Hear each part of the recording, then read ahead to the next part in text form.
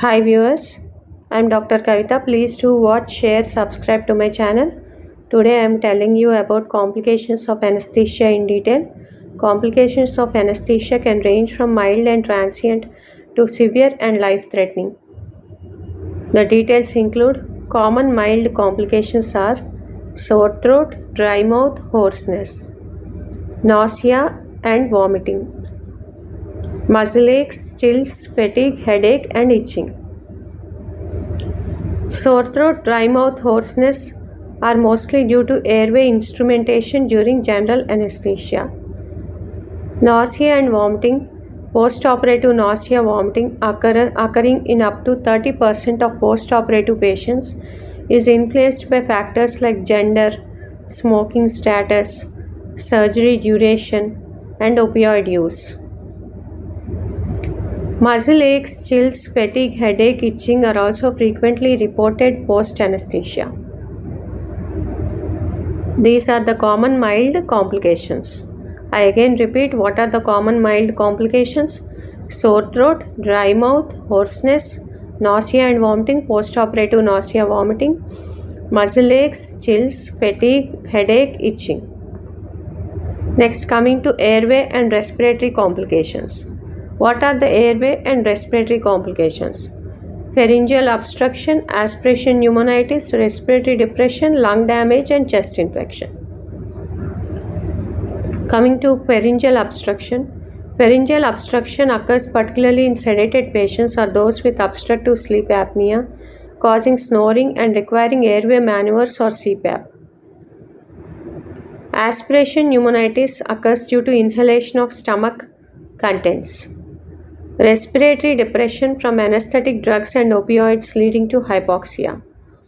Lung damage and chest infection can also occur post-operatively. So what are the airway and respiratory complications? There may be pharyngeal obstruction, there may be aspiration pneumonitis due to inhalation of stomach contents, there may be respiratory depression from anesthetic drugs and opioids leading to hypoxia, there may be lung damage and chest infection which can also occur post-operatively.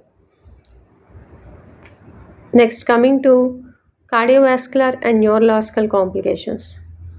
Cardiovascular and neurological complications include hypotension and bradycardia, stroke, embolic events, cardiovascular collapse, cardiac arrest and death, post-operative delirium and cognitive dysfunction, nerve injuries, malignant hyperthermia. Cardiovascular and neurological complications are first one, hypotension and bradycardia, notably with regional anesthetic blocks due to sympathetic nerve blockade. Hypotension and bradycardia occur due to sympathetic nerve blockade that occurs in regional anesthetic blocks. Stroke, embolic events, cardiovascular collapse, cardiac arrest and death are rare but serious risks. Post-operative delirium and cognitive dysfunction occurs especially in older adults or patients with neurological conditions which can be prolonged. Nerve injuries due to improper positioning or direct anesthetic toxicity, spinal cord damage, hematoma or infarction may occur in regional anesthesia. Malignant hyperthermia, a rare but potentially fatal genetic reaction causing rapid fever and muscle contractions occur during anesthesia. So what are the cardiovascular and neurological complications? Hypotension and bradycardia from regional anesthetic blocks, stroke, embolic events, cardiovascular collapse, cardiac arrest and death can occur but rare but serious risk. Post-operative delirium and cognitive dysfunction occurs especially in older adults and those patients with neurological conditions. Nerve injuries occurs due to improper positioning or direct anesthetic toxicity. Spinal cord damage, hematoma or infarction may occur in regional anesthesia. Malignant hyperthermia, which is a fatal genetic reaction causing rapid fever and muscle contractions may occur during anesthesia. What are the other complications that occur with anesthesia? There may be damage to teeth, lips, tongue or vocal cords during airway management. There may be anaphylaxis or severe allergic reaction to anesthetic agents. So, when during the pre-anesthetic checkup, Anesthetist should ask about the allergic reactions. Urinary retention, especially in older patients or those with prostatic hypertrophy, can occur. So, if the ultrasound shows BPH or benign prostatic hypertrophy or any urinary voiding symptoms, or if the patient is aged enough or older patient, anesthetist should be careful about the urinary retention symptoms. Infection or injury at the injection site in regional anesthesia. There may be infection or injury at the injection site in regional anesthesia. Prolonged sedation and delayed recovery requiring monitoring, especially after general anesthesia or regional anesthesia. There may be prolonged sedation and delayed recovery. So, what are the other complications of anesthesia?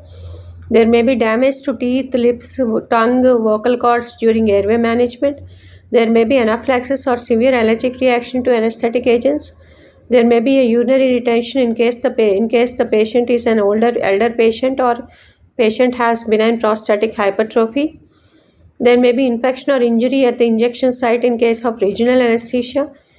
There may be a prolonged sedation and delayed recovery requiring monitoring, especially after general or regional anesthesia. What are the risk factors and how do we prevent? What is the mode of prevention?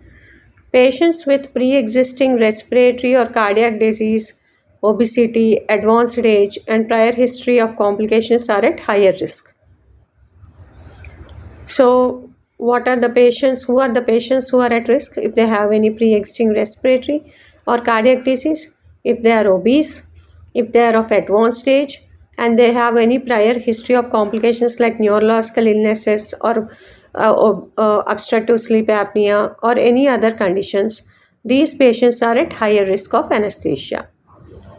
Then the anesthetist should take high risk consent for anesthesia and then continue giving anesthesia. Not only for surgery we have to take the consent, we have to take the consent for anesthesia also. It may be a high risk consent or consent for anesthesia. Prophylactic treatments and careful monitoring during and after anesthesia reduce these risks significantly.